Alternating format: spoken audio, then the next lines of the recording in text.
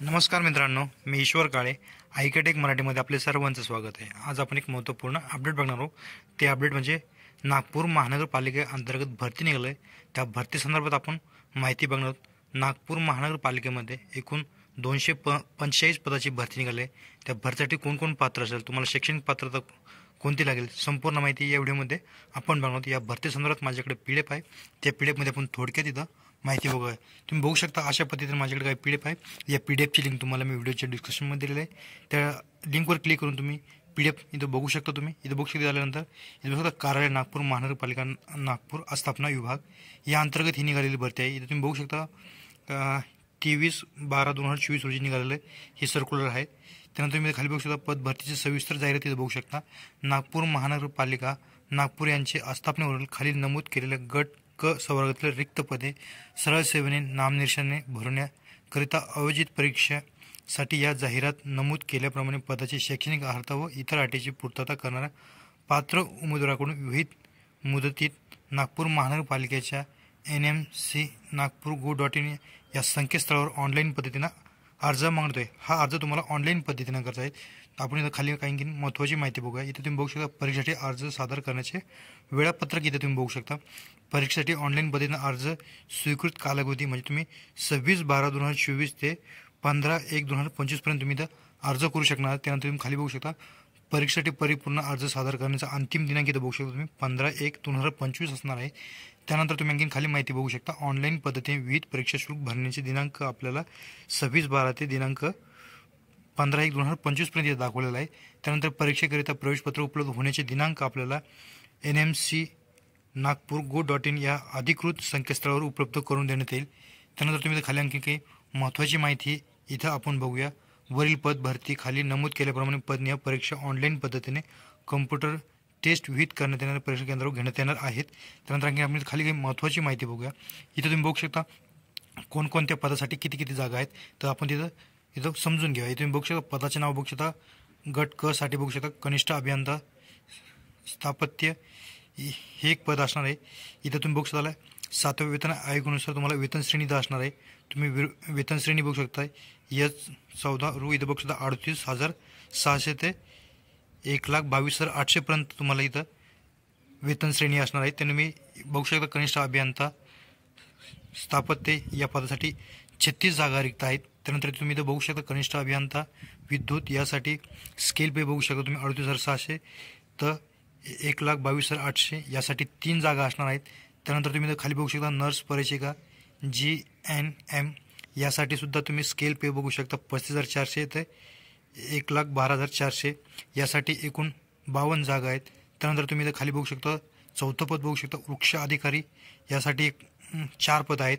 तर यासाठी तुम्ही 7व्या वेतन आयोगानुसार तुम्ही वेतन इथं बघू शकता तुम्हाला 35,400 तर 1,12,400 यासाठी रिक्त जागा 4 आहेत.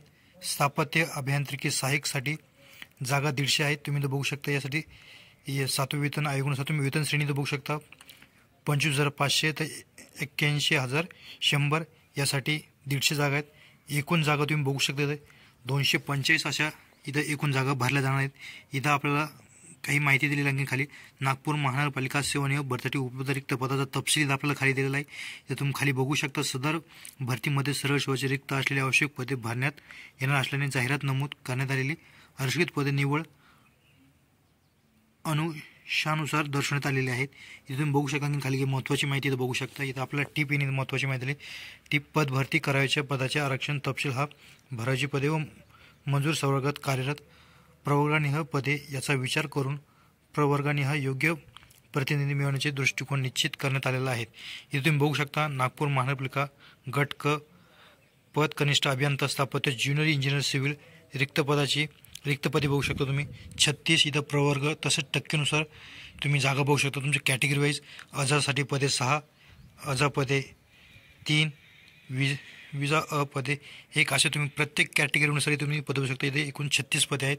तर इथं तुम्ही खाली आरक्षणानुसार पदे बघू. सर्वसाधारणसाठी किती असेल, महिला आरक्षणासाठी किती असेल, त्याचबरोबर माजी सैनिक, खेळाडू, प्रकल्पग्रस्त, भूकंपग्रस्त, अंशकालीन, दिव्यांग, अनाथ यासाठी असे पदे तुम्ही इथं बघू शकतात.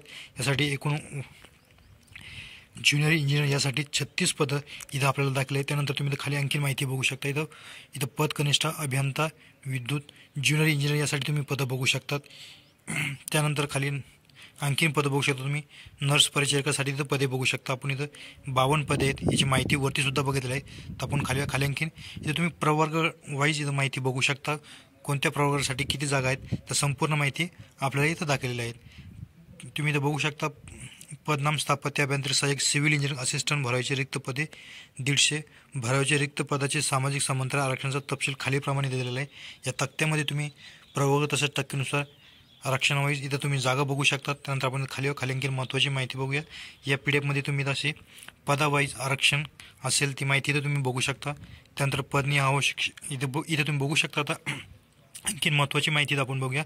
पदनीय आवश्यक शैक्षणिक पात्रता तुम्हाला यामध्ये इलिजिबिलिटी आपण इथं बघूया. तुम्हाला कोणत्या पदासाठी किती शिक्षण लागणार आहे ही माहिती इथं आपण बघूया. इथं तुम्ही बघू शकता. पदनाम कनिष्ठ अभियंता स्थापत्य यासाठी मान्यताप्राप्त विद्यापीठातील AICTE द्वारा मान्यताप्राप्त स्थापत्य अभियांत्रिकी शाखेतील किमान पदवी परीक्षा उत्तीर्ण किंवा सक्षम अर्हता AMIE असणं आवश्यक आहे. त्यानंतर तुम्ही इथं बघू शकता. कनिष्ठ अभियंतासाठी विद्युत यासाठी तुम्ही शैक्षणिक पात्रता बघू शकता. मान्यताप्राप्त विद्यापीठाची AICTE द्वारा मान्यताप्राप्त किमान विद्युत अभियांत्रिकी इलेक्ट्रॉनिक शाखेची पदवी किंवा सक्षम अर्हता AMIE हे तुम्हाला शिक्षण असणं गरजेचं आहे. स्थापत्य अभियांत्रिकी सहाय्यक या पदासाठी तुम्ही तुमची शैक्षणिक माहिती बघू शकता. इथं तुम्ही बघू शकता. मान्यताप्राप्त विद्यापीठातील AICTE द्वारा मान्यताप्राप्त किमान स्थापत्य अभियांत्रिकी शाखेतील पदविका धारण केलेली असावी. त्याचनंतर तुम्ही खाली बघू शकता. नर्स परिचारिकासाठी बघू शकता तुम्ही JNM नंतरचे JNM अभ्यासक्रम पूर्ण ट्रेड नर्स व nursing council of Maharashtra registration असणे तुमच्याकडे आवश्यक आहे. तर तुम्ही इथं अप्लाय करू शकणार आहेत. तुम्ही इथं वृक्ष अधिकाऱ्यासाठी तुम्ही तुमचं एज्युकेशन बघू शकता. वृक्ष अधिकाऱ्यासाठी एज्युकेशन दिलेलं आहे त्यांनी. मान्यता कृषी विद्यापीठाची BSc horticulture agriculture botany forestry पदवी. मान्यताप्राप्त विद्यापीठाची वनस्पती शास्त्रातील पदवी उत्तीर्ण. त्याचबरोबर तुम्ही इथं अनुभव बघू शकता. उद्यान विकास देखील वृक्ष संरक्षण व संवर्धन रोप वाटिका व्यवस्थापन क्षेत्रातील किमान कामाचा 5 वर्षाचा अनुभव असल्यास आपल्याला प्राधान्य देणं असे तिने आपल्याला इथं माहिती दिलेली आहे. आणखीन आपण इथं खाली माहिती बघूया. पदसंख्या आरक्षण संदर्भात सर्वसाधारण तरतुदीत आपल्याला खाली दिले.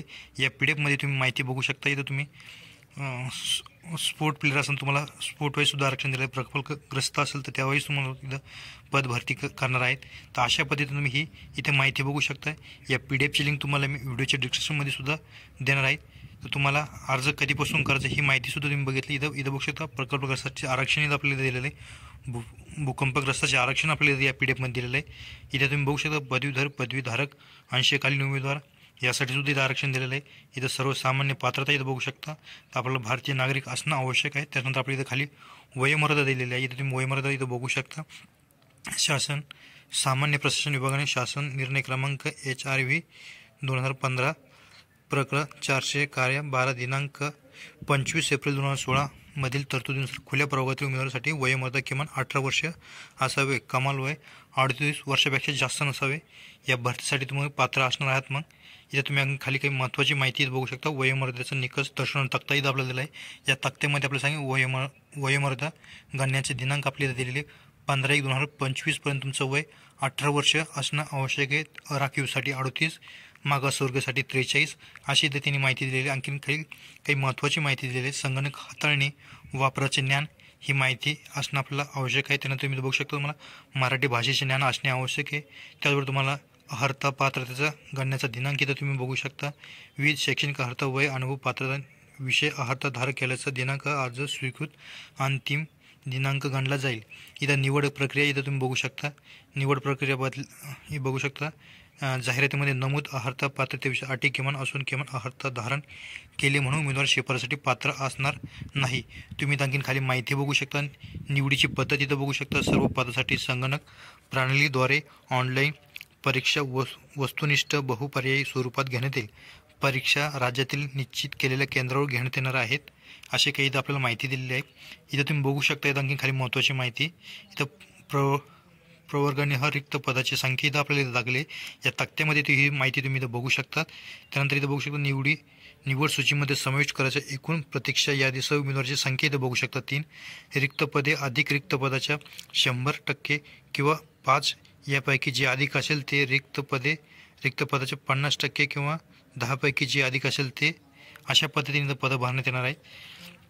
आपण इथं निवडीची सूची कालमर्यादा इथं तुम्ही बघू शकता या PDF या PDFची लिंक तुम्हाला मी व्हिडिओच्या डिस्क्रिप्शनमध्ये दिलेलं आहे.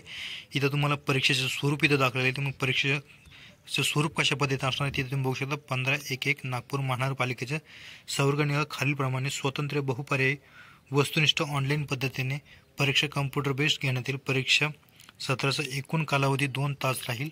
इथं तुम्ही बघू शकता परीक्षा ही कम्प्युटर बेस्ड टेस्ट पद्धतीने घेण्यात येणार असून प्रत्येक सत्राच्या प्रश्नपत्रिका स्वतंत्रपणे उपलब्ध केल्या जाणार असून त्याचबरोबर एकापेक्षा जास्त सत्रात परीक्षा आयोजित करण्यात येणार आहे.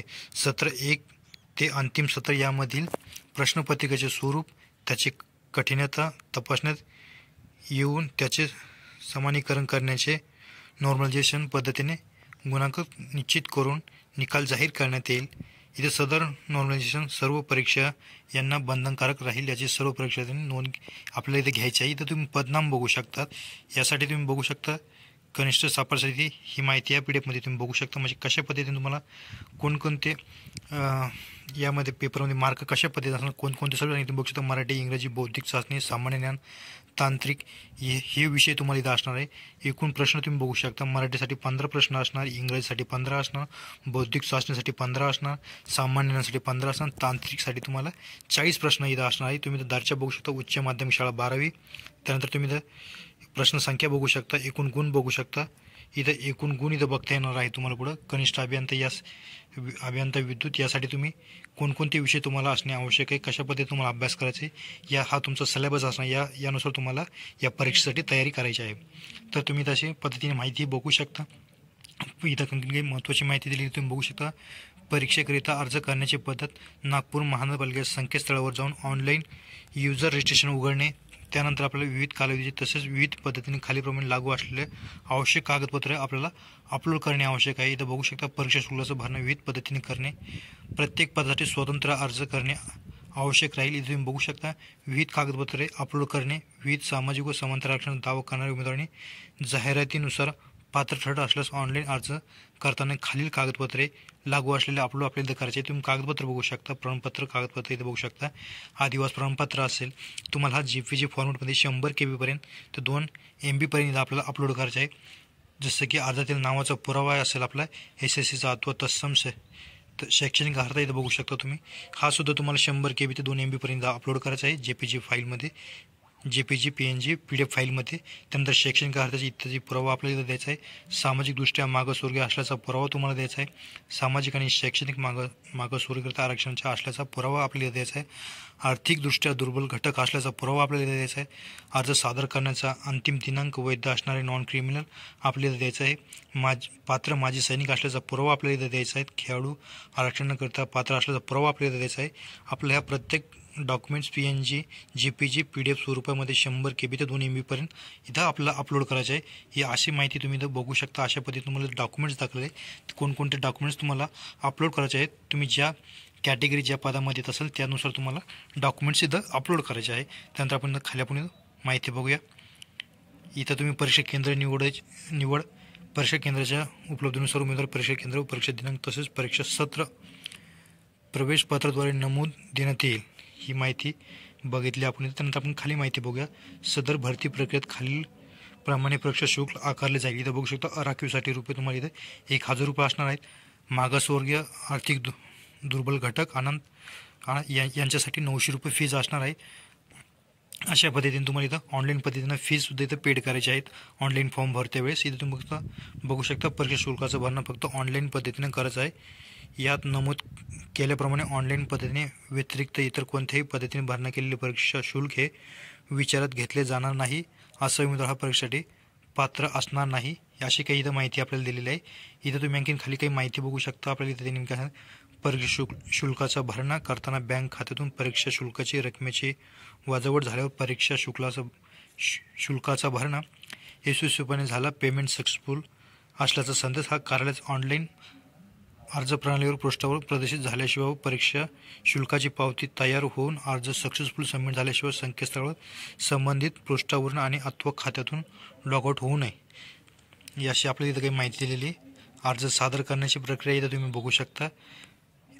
तुम्हाला अर्ज हा ऑनलाईन पद्धतीने करायचा. सुरुवातीला तुमचं युजर नेम क्रिएट करून घ्यायचं. त्यानंतर तुम्हाला पुढची माहिती भरायची आहे.